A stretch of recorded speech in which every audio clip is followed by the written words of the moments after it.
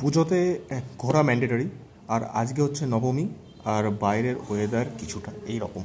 এ দেখো সুন্দর ওয়েদার, তাই আজকে ঠিক করলাম যে একটুখানি বালুরঘাট থেকে ঘুরে আসি। তো চলো এই মিনি ব্লগে তোমাদেরকে বালুরঘাটের কয়েকটা বেস্ট প্যান্ডেল আর সঙ্গে একটা সুন্দর খাওয়ার জায়গা শেয়ার করবো।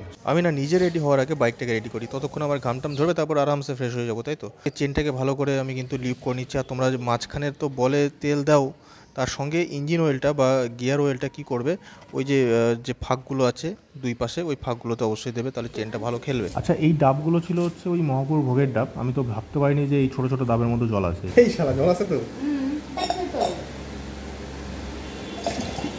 তিনটা মিলে এক গ্লাস, আর এটা পিওর জল একদম, মানে ডাব হওয়ার আগেকার জল। সো ফাইনালি আমি একদম রেডি ভাই, চলো এবার বেরোনো যাক। আর আজকের ওয়েদারটা কিন্তু একদম ধাসু, আর একটুখানি মিনি ব্লগের থেকে একটুখানি বড় হবে, তো তোমরা দেখো, কারণ গোটা বালুরঘাটটা কিন্তু কভার করেছে। আর এইবার কিন্তু হিলিতে যাচ্ছি না। তো সর্বপ্রথম সেটা হচ্ছে আর্য সমিতি। আর এইখানে মানে স্পেশাল কোনো হাতের কোনো কারুকার্য না, মানে জাস্ট একটু প্যান্ডেলের যে ডিজাইন সেরকম করেছে। মূর্তিটাও ঠিকঠাক লেগেছে। আর এরপরে যেখানে যাব সেটা হচ্ছে অভিযাত্রী। আর অভিযাত্রীতে তোমাদের একটা মানে হয় না যে লেয়ার টাইপের, তো এটা হচ্ছে ফার্স্ট লেয়ার। প্রথমে গেট থেকে এন্টার করার পরে ফার্স্ট লেয়ারটা পাবে এই প্যান্ডেলটা। এখানে অনেক রকম মূর্তি আছে, এখানে তোমরা ছবি তুলতে পারো, দিনের বেলা ভালো ছবি আসে এখানে। তারপরে সেকেন্ড লেয়ারটা হচ্ছে এইখানে। এটা অ্যাকচুয়ালি রাতের দিকে বেস করে বানিয়েছে, কারণ এখানে প্রচুর পরিমাণে লাইটস রয়েছে। আর তোমরা দিনের বেলাও ছবি তুলতে পারো, আমি তো দিনের বেলা তুলেছি আমার ছবি, তোমরা ইনস্টাগ্রামে দেখেছো হয়তো। তো আর তারপরে হচ্ছে এই মূর্তি। আর আমার এইখানকার যে মায়ের মূর্তিটা এতটাই সুন্দর লেগেছে, মানে বলে জাস্ট বোঝাতে পারবো না, তোমরা নিজের চোখে না দেখলে বুঝতে পারবে না। তারপরে আসছে নবপ্রভাত সংঘ, মোটামুটি ঠিকঠাক করেছে। আর এই ভাই এই মেয়েটা এসে আমার পুরো ভিডিওটা নষ্ট করে দিয়েছে। যাই হোক, তো এখানে তোমাদের সেলফি তোলা বা একটা ফটো তোলারও আলাদা জায়গা রয়েছে, ঠিক আছে। অ্যান্ড দেন সেইখানেই আর একটা আছে, সেটা প্রগতি সংঘ বলে। এই জায়গাটা কিন্তু খুব সুন্দর করেছে, মানে আমি জাস্ট বুঝতে পারছি না যে কী থিম, বাট তোমরা দেখে যদি বুঝতে পারো তো ভালো কথা। একটুখানি আলাদা টাইপের করার চেষ্টা করেছে, খুব ভালো ভালো ছবি এসছে এখানে আর কি। আর প্যান্ডেলটা বেশ ভালো করেছে।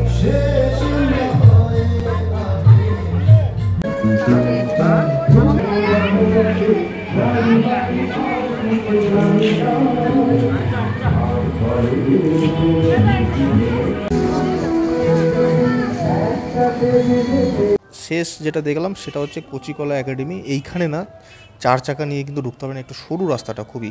তো দিনের বেলা গিয়েছিলাম তখনও কিন্তু খুব ভিড় ছিল। এখন মোটামুটি বিকেল হয়ে গেছে, তো ভাবলাম যে আগে কিছু পেট পুজো করে নিই, তারপরে যখন বেরোবো সন্ধ্যাবেলা গিয়ে অপারেশন সিন্দুরটা তোমাদেরকে দেখাতে পারবো। আর ওইটা হচ্ছে মেন পারপাস বালুরঘাটে যাওয়ার। সো ফাইনালি বনেদি বাঙালিতে, যেখানে এর আগেও অনেকবার এসেছি, তো আজকে আবার পুজোর টাইম। বনেদি বাঙালির যে ভেতরে অ্যাম্বিয়েন্সটা তোমরা দেখে নাও, খুব সুন্দর। আর একটু পুজোর টাইমের জন্য এত ভিড়। এখানে স্টার্টার থেকে শুরু করে সব কিছু আছে, বাট আমার মেন যেটা সব থেকে বেশি ফেভারিট এখানকার, সেটা হচ্ছে আর থালি। এটা হচ্ছে মটন কষা থালি, আজকে আমি এইটা খাবো। আর চিকেন কষা থালি আছে, এটা পেট পূজা থালি। চিকেন মটন দুটো অপশান, পুজো স্পেশাল। এইটা হচ্ছে সেই ফটোশ্যুটের জায়গা যেখানে সবাই বসে বসে ছবি তোলে আর কি খাওয়ার পরে। আর এখানে মাঝখানে না বিয়ের প্যান্ডেলের মতন এক্সট্রা করে টেবিল দিয়ে দিয়েছে। যাই হোক, আর এই যে থালিটা তোমরা দেখতে পাচ্ছ, এটা হচ্ছে কাঁসার থালের ওপরে এই কলার পাতা রেখে, তারপরে ভাত রেখে, বিভিন্ন কাঁসার বাটিতে, ছোটো ছোটো বাটিতে বিভিন্ন রকম সবজি টবজি দিয়ে, মানে একদম আসল বাঙালিয়ানা যদি কোথাও পাও সেটা হচ্ছে বনেদি বাঙালিতে।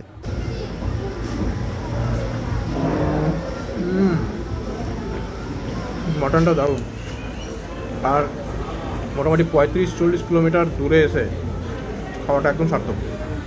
এখনও কিন্তু আইটেম শেষ হয়নি। লাস্টের যে 3টে তোমরা দেখতে পাচ্ছ, এখানে একটা রসগোল্লা আছে, একটা টক দই আছে, তোমরা চাইলে এখানে চিনি অ্যাড করতে পারো, ওদেরকে বলে এনে দেবে। আর হচ্ছে চাটনি। তো আমি তো একটা কিছু বাদ রাখিনি, খেয়ে দিয়ে একদম পেট মোটা করে তারপরে যাচ্ছি আমাদের ফাইনাল অ্যাট্রাকশন, যেটা আমার সব থেকে সেরা লেগেছে। তো অপারেশন সিন্দুর থিমের যে পুরো ভিডিওটা সেটা দেওয়া আছে, তোমরা দেখে নাও।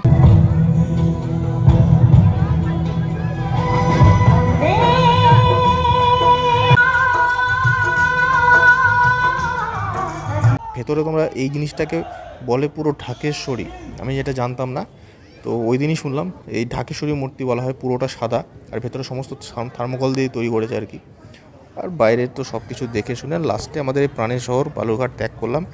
এবং তারপরে গঙ্গারামপুরে বাবাজির দোকানে যখন আমি জিলিপি নিচ্ছিলাম, তোমরা দেখো যে কত ভিড় লোকের। এটা সন্ধ্যাবেলা কিন্তু 7:30টার দিকে। চলো আমি যাই বাড়িতে, দেখা হচ্ছে তোমাদের সঙ্গে নেক্সট কোনো ব্লগে। জয় গুরু।